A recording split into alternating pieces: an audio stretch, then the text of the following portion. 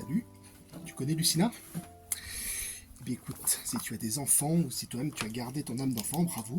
Voilà, si tu peux m'accorder quelques petites minutes, c'était quelque chose qui va pouvoir t'intéresser. Donc tout d'abord je vais me présenter, parce que je suis sûr que tu ne me connais pas, normal, il y a trop de monde sur les réseaux.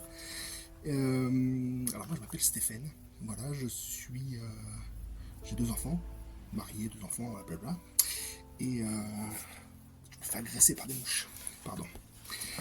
Et donc je suis freelance depuis pas mal d'années dans tout ce qui est graphisme, illustration et animation vidéo. Et je suis aussi en deuxième casquette thérapeute énergéticien. Je m'intéresse au Reiki, lithothérapie, enfin plein de trucs comme ça, puis donc les nouvelles techniques quantiques.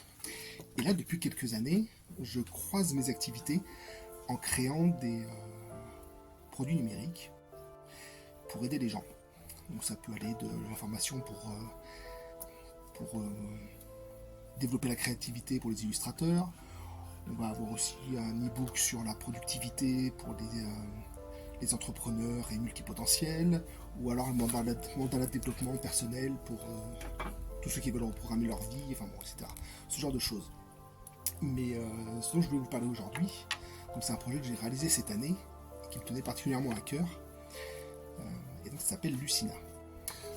Donc Lucina, voilà, c'est l'histoire de cette petite chenille grise et de son voyage initiatique pendant lequel elle va rencontrer des animaux, une sorte d'animaux totems, qui vont l'aider à travailler à prendre conscience de ses émotions et à gérer justement ses émotions par l'intermédiaire des chakras.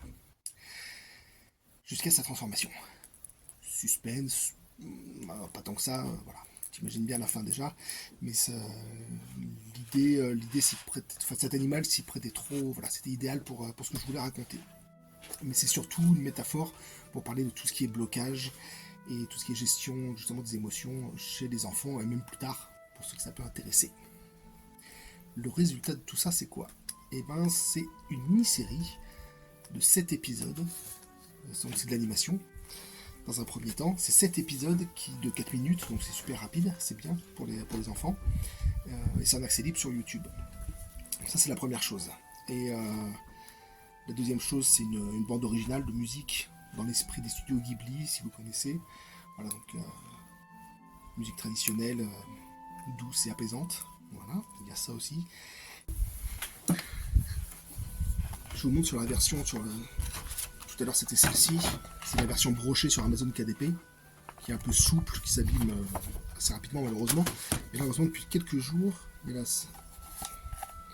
la version cartonnée qui est sortie, donc c'est ni plus ni moins qu'une BD, en fait c'est exactement le même format. Donc c'est quelque chose de beaucoup plus qualitatif, même y compris au niveau de l'impression et des couleurs. Moi je préfère largement celui-ci. Donc qu'est-ce que vous retrouvez là-dedans? Donc au-delà des 7 épisodes, vous retrouvez les 7 épisodes à l'intérieur sous forme de roman graphique. Ça c'est une chose. De la même manière que sur YouTube, vous avez à la fin de chaque épisode le petit exercice de sophrologie ludique. Donc ça peut être très pratique le soir pour la petite histoire du soir, etc. Voilà. Et vous avez en plus, pour chaque chakra, chaque épisode, vous avez ce que j'ai appelé moi une bulle de communication. Je suppose que vous avez essayé de demander à votre enfant comment s'était passée sa journée, ce qu'il avait vécu. C'est pas toujours facile d'avoir des réponses. Enfin, je sais pas vous, mais moi ça n'a pas toujours été facile. Donc j'imaginais ça comme étant aussi donc, un support de communication. Vous pouvez utiliser ça pour dire à quoi tu as été exposé en fait aujourd'hui. En fonction de l'épisode ou de l'histoire qu'il va vouloir lire, ça va peut-être vous indiquer sur ce qu'il a vécu dans la journée, quelles ont été justement ses émotions. Donc ce support de communication, voilà, c'est une chose. Et la deuxième chose, alors, je vous montre, tant qu'on est là, à la fin, ici, à la fin, vous avez la boussole des émotions de Lucina. Vous avez, par chakra ou par épisode, une liste non exhaustive de différentes émotions ou autres associées pour essayer de situer éventuellement des blocages ou autres. Voilà. Donc ça, c'est la première chose. Et la deuxième chose, donc, c'est l'outil d'accompagnement. Parce que grâce aux animaux totems, en fait, ça peut fonctionner dans les deux sens. Soit c'est pour servir de support pour que votre enfant vous explique un petit peu ce qu'il a vécu dans la journée, ce qu'il a besoin d'évacuer le soir avant de dormir ou autre. Ou alors, ça peut être en préventif.